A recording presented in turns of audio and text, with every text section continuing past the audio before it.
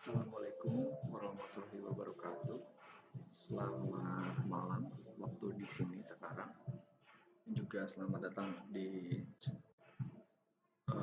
presentasi saya. Terutama eh, terima kasih waktunya juga untuk dosen yang sudah mengajar kewirausahaan 2 mata kuliah kewirausahaan 2. Presentasi ini untuk memenuhi tugas kewirausahaan 2, yaitu presentasi pitch deck bisnis. Jadi di sini saya akan mempresentasikan pitch deck bisnis Om Parkopi. Sebelum memulai saya memperkenalkan diri dulu. Nama saya Nathanael John Johannes Loy dari Fakultas Ilmu Komputer, jurusan Teknik Informatika, dengan NIM 2019-080-1109. Oke, mari kita lanjut.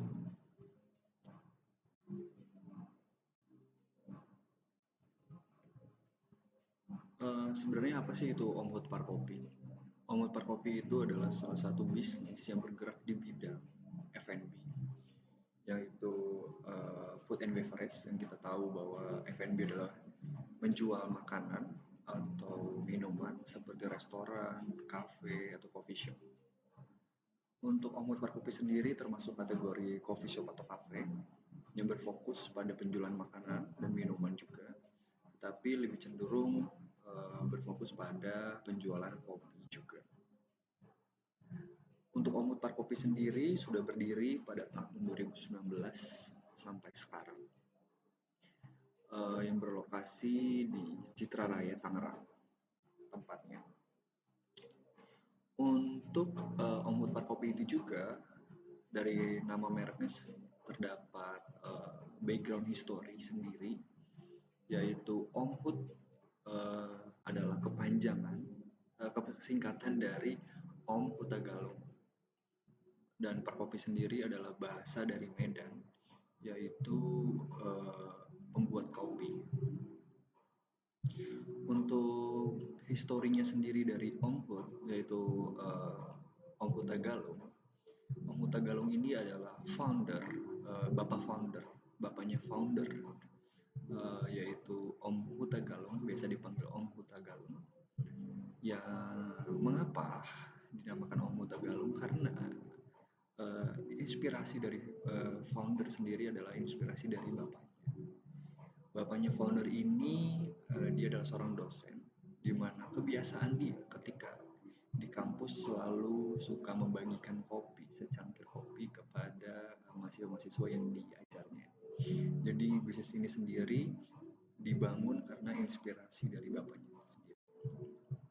Dan Parkopi itu juga berasal dari bahasa Medan, di mana keluarga dari founder cenderung adalah orang Medan, yaitu pembuat kopi, Parkopi.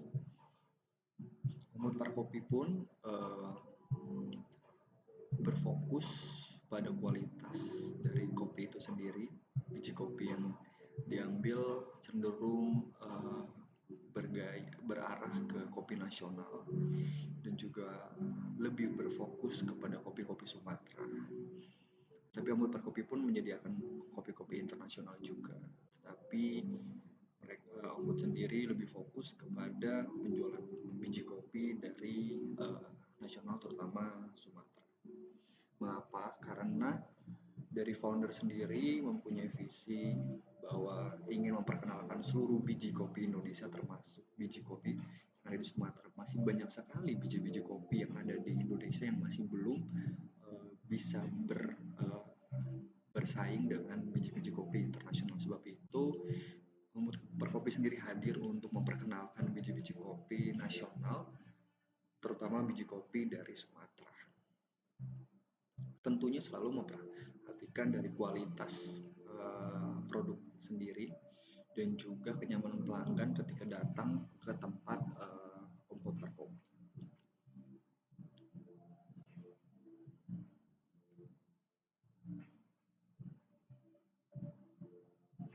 Menurut data dari statistik market konsumsi kopi nasional 2016-2021, yang diambil dari Tribun News, dari databooks katadata.co.id pada tahun 2021. Berdasarkan Pusat Data dan Sistem Informasi Pertanian Kementerian Pertanian, konsumsi kopi nasional pada 2016 mencapai sekitar 250.000 ton dan tumbuh 10,54% menjadi 276.000 ton. Konsumsi kopi Indonesia sepanjang periode 2016 sampai 2021. Prediksi tumbuh rata-rata 8,22% per tahun pada 2021. Pasokan kopi diprediksi mencapai 795.000 ton dengan konsumsi 370.000 ton, sehingga terjadi surplus 425.000 ton.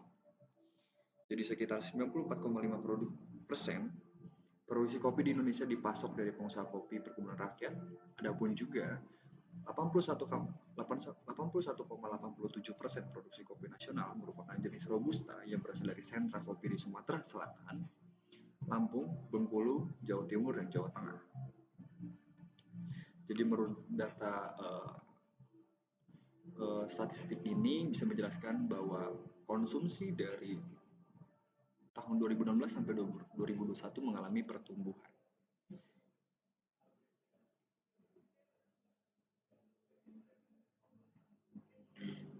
Dan permasalahan yang kita ambil, yang kita sudah analisis dan banyak orang tahu juga, bahwa setiap manusia seringkali mengonsumsi produk yang berbahan plastik. Tetapi ketika manusia melupa akan lingkungan dan hasilnya menjadi seperti gambar berikut, bahwa berdasarkan data yang kita ambil dari tribunnews.com menyatakan bahwa sampah plastik di Indonesia mencapai 6,8 juta ton per tahun.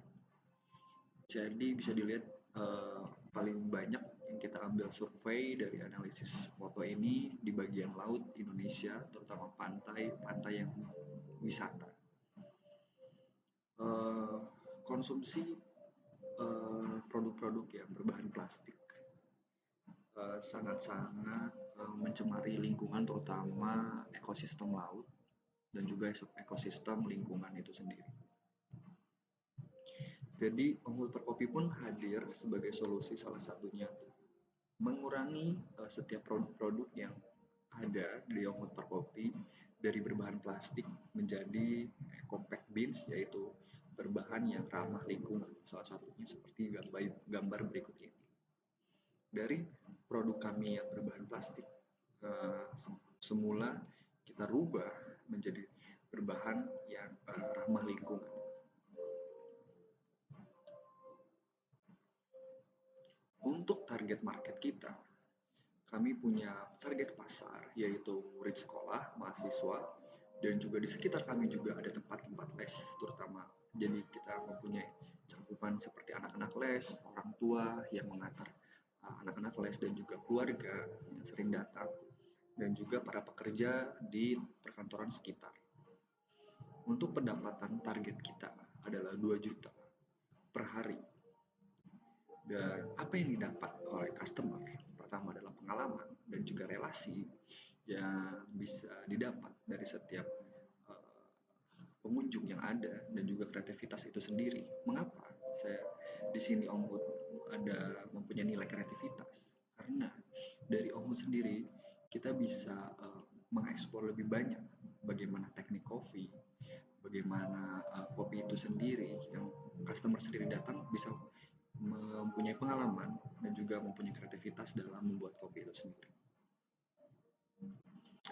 Untuk persaingan yang ada di sekitar dari lingkungan di sini, kira-kira ada 5 coffee shop juga yang ada di sini berdiri. Dari pesaing beberapa coffee shop, kita bisa percaya diri bahwa Unggul Perkopi mempunyai kualitas yang bagus dengan harga yang terjangkau sesuai dengan pasar yang sudah kami survei juga. Tapi juga ada beberapa pesaing-pesaing yang masih mempertahankan harga yang begitu tinggi, seperti contohnya pesaing 1 dan pesaing 2 bisa dilihat.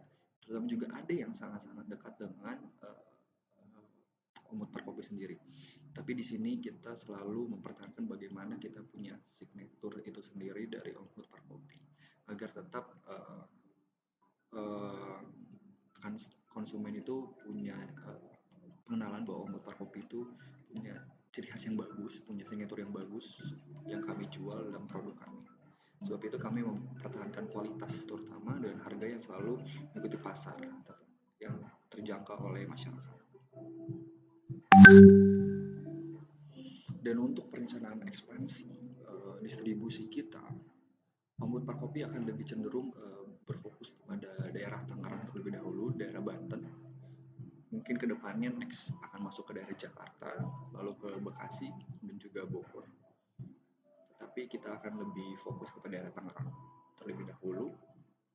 Seperti daerah perkantoran kan, Om Hut Parkopi akan masuk ke daerah perkantoran, sama lebih dekat juga dengan kampus, terutama di dalam kampus.